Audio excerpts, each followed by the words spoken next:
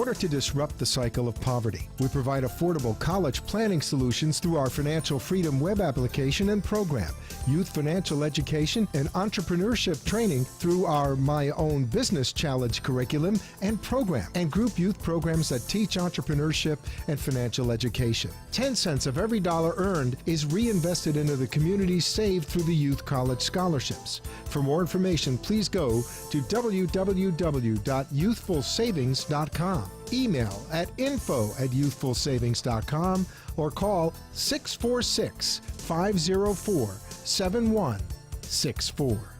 CPA for the People provides CPA services and business consulting for innovative creators. Collaborative, personal, affordable.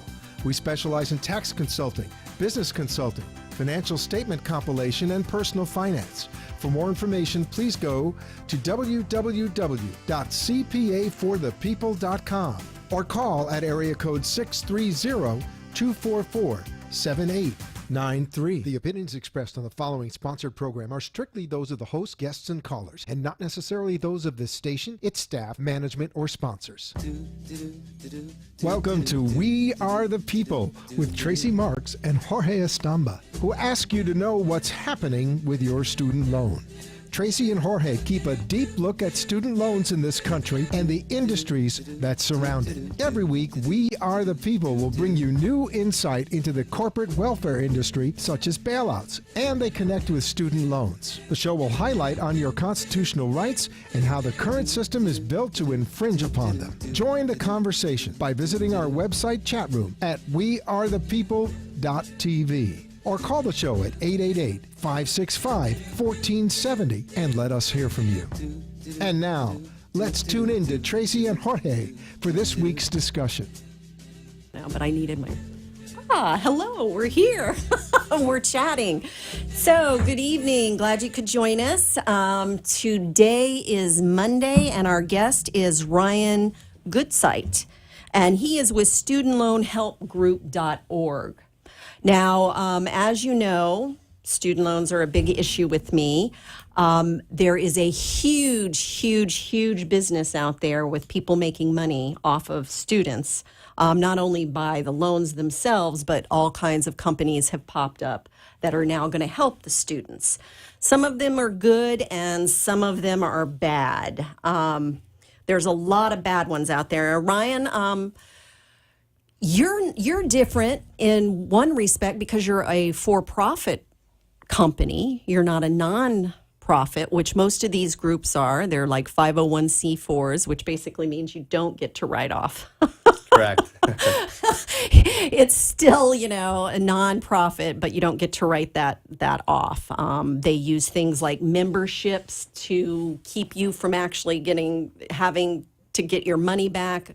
So there's a lot of bad out there. So that being said, Ryan, why don't you tell us how you ended up getting started in this? Because I think that has a lot to do with honesty and so forth. Well, thank you for having me, Tracy. You're welcome. I got started in this industry from a friend who actually was in the helping individuals with student loans. She was dabbling in the financial industry, and student loans was one of the things that she did to help people. And I was intrigued because it's a growing, huge, one of our largest problems in this country. Yeah. And I just started asking her questions about how it all worked because it was new to me. I never had a student loan, so I wasn't one of the millions of people out there that are suffering and drowning from their student loans. Right. And I think, there are millions of people out there.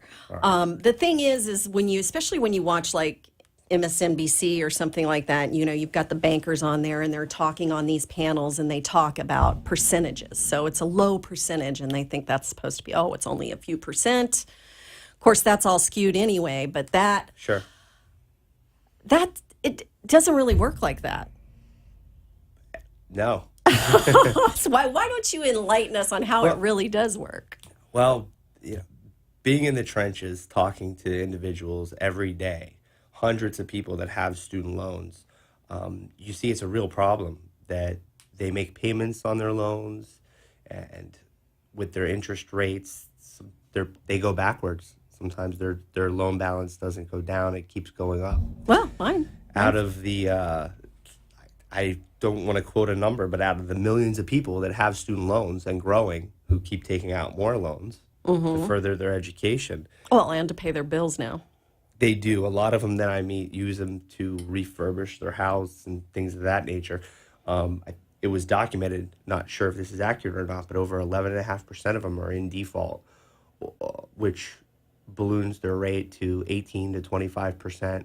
Oh, and then they want to, yeah, it does. And you know, I actually know people that had a 23 and 28% Yeah. rate anyway. So then they're completely going backwards fast. They can't get a mortgage or a house or an apartment. or an apartment. That Cost me default- $300 not to move last year. Exactly. Yeah, and that defaulted hurt. loan hurts. So that we help people get out of default. It's a growing problem. And then if that default is in place for over 100 and some days, I forgot the exact amount, then they'll garnish 120 days. Then they'll garnish their wages. So Yeah, not only your wages, but if Tax it's a return. government loan, your tax returns, your retirement, your disability, your Social Security, your bank accounts. everything. Yeah. Now, those are government. The private loans aren't quite so bad in that respect, but they grow exponentially faster than the government loans as well. Sure. So my loan is a $40,000 loan. You paid $35,000, $36,000, something like that, and they want over $50,000 back now. That's sad. So, and since 2007, I've got another $10,000 on top of my other loan. So, Ryan, what makes your company different than these other companies? Well, we're honest. We do the work for the people. That's basically it. There's nothing hidden. Everything is transparent, right up front. We focus on people. We can help anybody, but we focus on people that qualify for certain loan forgiveness programs, such as teachers, government workers, city workers, anybody in public service qualifies for pretty aggressive programs that help them. Yeah, luckily Forgive their they do, loans. and they deserve it. I think anybody that's teaching or in government, they definitely deserve the help. They do. The vets, especially now, the vets have been taken advantage of horribly by not only Sally Mae and Navient and Great Lakes, but the government itself. And now, I don't know if you're aware of this or not, but Sally Mae is a bank. Mm-hmm. Okay. They were awarded, they had to pay out, they're supposed to pay out something like $97 million. But their government contract, even though it's the smallest one, Right. it's still bigger than last year or the last cycle. Okay, they're over 24% of the loans they're taking care of now, which I think is absurd considering the fact that they're thieves. And they're just servicing. They're just a loan servicer. So most individuals out there who talk about Sally Mae, they think that it's a government program. Well, it was. My Currently. girlfriend 5 years after the fact did Right. not know Sally Mae was no longer government. And Right. she had student loans. She's also a CPA. I'm like, how do you not know that? So, and that brings up another problem. Okay, information. Where's the best place to find this kind of information? On the FAFSA website, for federal student loans are the only thing you could get help with. Private loans, there are some programs I'm not familiar with, but private loans are privatized. So our website also provides you with that information at the studentloanhelpgroup.org.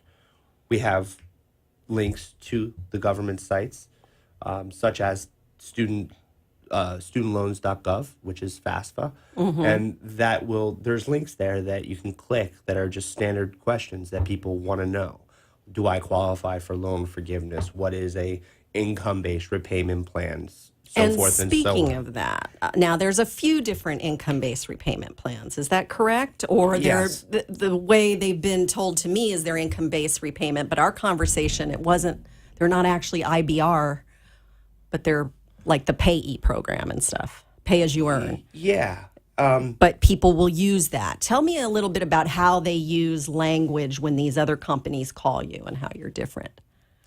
Well, we like to really focus on public service loan forgiveness. We do teacher loan forgiveness as well, but a lot of people anybody who works in the public eye, Right. who gets their check from a nonprofit or a governmental agency, and they work 30 hours a week, they qualify for this program. And they have to make 120 income-based payments. That income-based repayment could be income contingent, pay as you earn, any type of income So repayment. even if it's a zero income base, so you say Yeah. your payment is zero, after 120 zero payments, Correct. they And- can be forgiven under certain programs. And these are like the teachers and the firefighters and the military and that type of thing. Correct, yes. Doctors. Yeah, and that's just the amount. They're the different type of income base are just based on basically their family criteria, how much they make, how many dependents they have, how they file married single or married separate, married joint. That's what places them into income contingent or income based. But any income program qualifies for their loan forgiveness. So instead of being on a standard repayment or an interest only graduated type repayment plan, as long as they're on an income based repayment plan and they're in the direct loan program, they qualify for public service loan forgiveness, which encompasses most people. Really? Most people that qualify for forgiveness. Okay. So I'm on income-based repayment, but I'm not in any of those fields. So do I have any options? The only option you have is after 25 years of repayment, they will automatically forgive your loan. So Now, I was under the impression there was another one out that was a 10-year. that's the public service loan forgiveness. That is the public service. But see, when these companies call you now, I want you to know I get calls from these companies every day, at least one, if not two. Most of the time, I answer just because I want to see what they're going to Sure. do. And one of the things I do is I have this whole conversation with them. And if they tell me that I can do it myself, then that's what I use as my baseline. Because a lot of this you can do. Now, Yes. you will obviously, as much as I know, I don't know everything. You know more than I do. I can tell you that already. Okay. And so, because there's still times I wonder which payment is the best, because I still have my friends that call me. The lowest payment is The best. lowest payment Yes. is What the I like- yeah, but what about the interest coming back Well, on top there? if you qualify for a forgiveness program, I wouldn't care if the interest was 1,000,000%, because at the end of those 120 payments, the loan is forgiven. Regardless. So regardless, it's moot what the interest is, or the only person. who- But that's just for people that have, They qual- special service. What about the rest of us? Anybody who's not in public service, the highest interest rate, the average highest interest rate is 6.8%. That's average, but I personally know people with 28 Yeah. and 23. Those are loans that are in default. Those are, No. you have someone who's not in default that has 23. Yes, that's what they gave them. They were lower about income that? people. Yes, they had no credit. I'm positive about that. One girl, 28, and the other 23. So imagine what their Wouldn't rate's going to surprise go me. to if they go into default.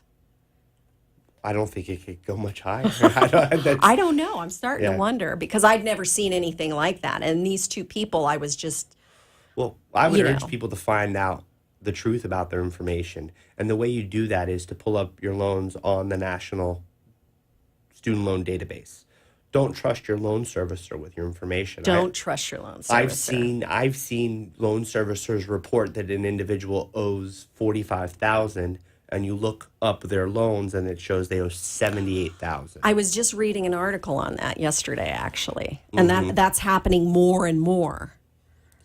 I see it out there. So what I would recommend is take the control back. The problem in this country is that we relinquish a lot of our control.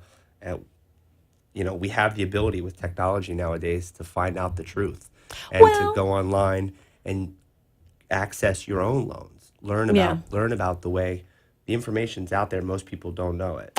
Yeah, it can be very confusing. And I'll tell you another can be, thing. sure. I worked in the library. I want to talk a little bit about research, too. I worked in the library. So I forgot what my point was. About confusing information. Yeah. See how confusing it is? See? I'm so confused. Check the Dewey Decimal it was my System. job to do research and stuff I went through a period with no computer. I mean, I get back on, the sites look like government sites. I mean, there's a lot of sites out there that sound like government sites. Yeah, they're they full of look the like roll-up. government sites. Give me some pointers on what to look out for. Look out for a monthly service fee. Any company that charges to help you with your student loan, whether it be a consolidation or switching your repayment plan or monitoring, if they're charging you a monthly service fee, that is wrong because It doesn't cost anything. it doesn't cost. Well, it costs them to do work. So what we do is we charge a flat rate and we do the work for our customers for life. Once they're our customer, if we need to do a consolidation, we charge a rate for that, and then we do the work for them, which takes approximately 8 weeks. Anything after that they need it done, we do it for them. There's no monthly fee. There's no hidden costs. A lot of companies don't even disclose their monthly fee verbally. It's in the small Not print. till afterwards, after you've said I've yes. seen companies where you've said yes and they tell you have a $100 monthly payment and 40 of that dollar payment goes to the individual, goes to the company. Goes to the company itself. And then how do the people get paid? The people that are on the phones. They get paid on that monthly fee. Plus Oh, okay. So they're getting a commission. they're getting a commission, plus they're getting a flat rate. Okay. So, Now, do you do that as well? I mean, how do you charge one rate? How do your people get paid? no, we charge one rate. We charge a fair rate depending on what we need to do for that individual. A lot of times we'll do work for free, such as giving advice to access certain programs that they don't need us for. So we're there truly to help them and not hurt them in any way. We disclose how much it would cost, and I believe that it's well worth it because it's an Absolutely. important financial matter for their family and for that individual. Just like when you do your taxes, we can all do our taxes for free. I've yet to do it, but I pay my and accountant. it's how well can you do it? That's the thing. Right. And, for some people, it really is the better way. If you can, make these payments and get out from it. I have a friend that she's in a company. She's actually making a monthly fee, but she's happy with it. She yelled at me. She's like, "Why don't you do this?" And I would pay you to do it, but I won't call you to do it for free, she says. Right. Well, it's So, that's Perception. people, people should get paid for what they do. That's only fair, but people don't deserve to be ripped off, and students have already been ripped off. and the cost of them not doing it is higher than them paying the fee. People always want to talk about the cost of doing things. I like to talk about the cost of not doing them. Because a lot of these individuals that we help wouldn't do it on their own because they don't know how to. It's very overwhelming. And then when you got the mental aspect on top of it, plus, you've got your family a lot of times that are, oh my God, you're raping the world. You're not, just totally unreasonable with their expectations, So now you're in trouble. I have one friend, she won't even, she's almost 40 years old. She won't tell her parents that she's having trouble. It's sad. Understandable, It's yeah. sad, but there's that much stigma that goes with this. And there's so much that's lies, including, we were talking a little bit about the way they calculate your payment. Now, people can go onto your website to calculate their payments if they want to check Yes, that out, we right? have a link to the government calculator on the bottom of our website. Our website's studentloanhelpgroup.org. .org, yeah. Studentloanhelpgroup.org. Yeah, and you could reach out to us, give us a call or an email, and we're happy to respond and go over all your options with you, of course, with your permission. Again, we're there to help, and it's a big problem. Yeah. You talk Well, about we're going to this- have to put your phone number up there, too, so people can call you. You want to give people that? Yeah, sure. It's 844 toll free 599-5589. Okay. And so these people are there to help you. And like he said, if it's something that they don't need, plus it'll show you all the government links. You have it written out so people know Yeah. these are the questions. We'll you'll also find. help guide you through the process. Like there's certain things you can do to help.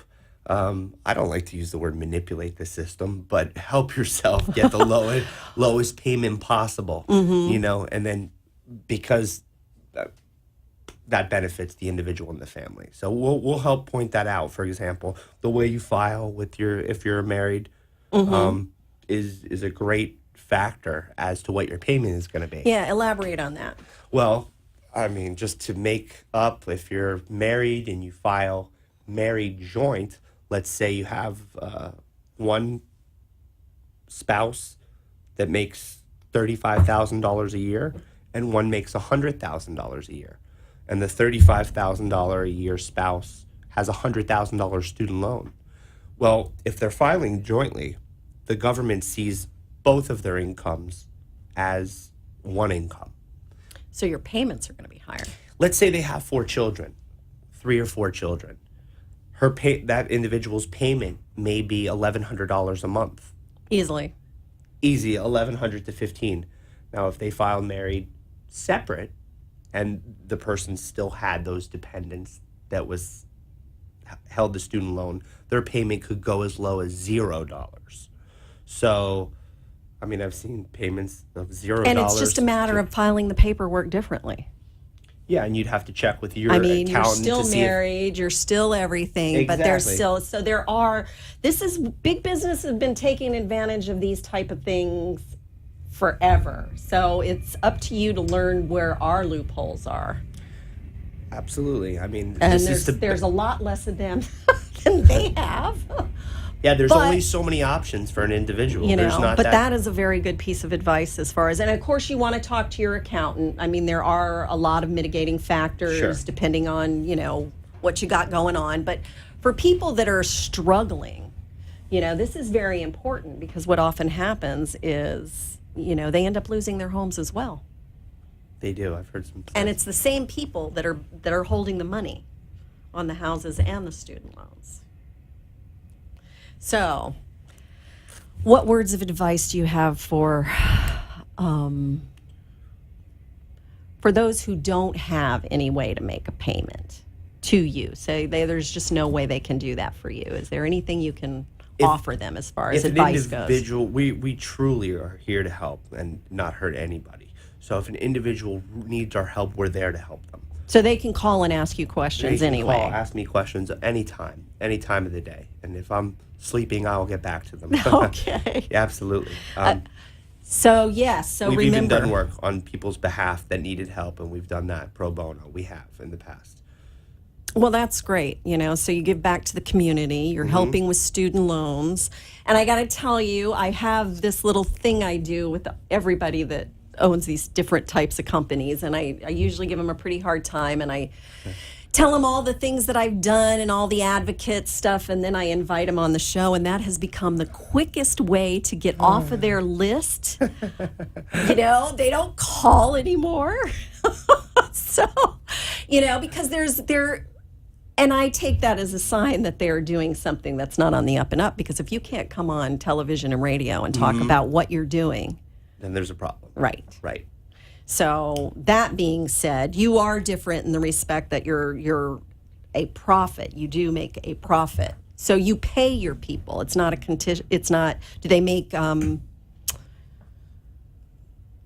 what am I trying to Salary, say? Salary. They have a commission? salary commission, or do they? Our processing people that help that do our processing make a salary.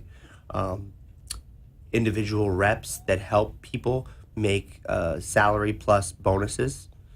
So I mean, it's structured very fairly. Yeah, Okay, and how do you? we're the first ones to recommend to someone not to pay us, that it doesn't make sense for them. What I like to do is, I like that. Yeah, I mean, what I like to do is say, hey, allow me to take a look, and I'll tell you what your best options are, free of charge. We'll go over all your options, and if you choose to use us to do some work on your behalf, there's a fee, but only if it makes sense. Let's do some math and find out what you're saving. If you're not, That's great. So because the numbers are what speaks. numbers don't lie. So and it's funny because I've actually used numbers and to get people not to join certain companies, not yours, but different ones, because when you start adding up what it all costs, it isn't worth it. You could take 2 days off of work, get on the phone with the Department of Education, harass everybody, and it's going to be time consuming, but it's cheaper than what you're going to pay them, because usually what these companies are Sure. doing is it's 10% of your debt down. Correct. And then what they do is they break the rest of it into monthly payments, usually with a minimum of like $295. Some of them, you know, I've only met one company that has besides you, that has pro bono, that does pro bono work. Not saying that there aren't others, but. Sure. So is your friend still in the debt business? You know, I think she does. I'm not best friends with her, so I don't talk that often. Oh, okay, but But I think she is. Yeah, she was in Okay. the credit repair business as well, which a lot of these that become very scrutinized, that industry. So that a lot of them jumped into the student loan industry because they see the growing problem. And now And that. it's tough to control whether this person is a good person or someone who's just out to line their pockets. Right. Yeah. So you definitely have to do your homework. And Ryan, we're going to have to go. I hope you'll come back and I'd love speak to. some more on, you know, what we can do and put some things together. So join us next week, and we'll have another student loan story for you. And with that, we'll say goodnight. And thank you again, Ryan. Thank you. StudentLoanHelpGroup.org. Call them up, ask them questions. It'll be worth your while. Have a good night. Thanks, Tracy. You're welcome. You have been listening to We Are the People with social advocates Tracy Marks and Jorge Estamba, who every week bring to the light the needs and changes in our current system. Tune in every Monday night at 7 p.m. on wearethepeople.tv and participate in the conversation in the chat room or call 888-565-1470. Tune in next Monday for more information and facts. And Tracy and Jorge remind you to stay aware of your surroundings and challenges at all times.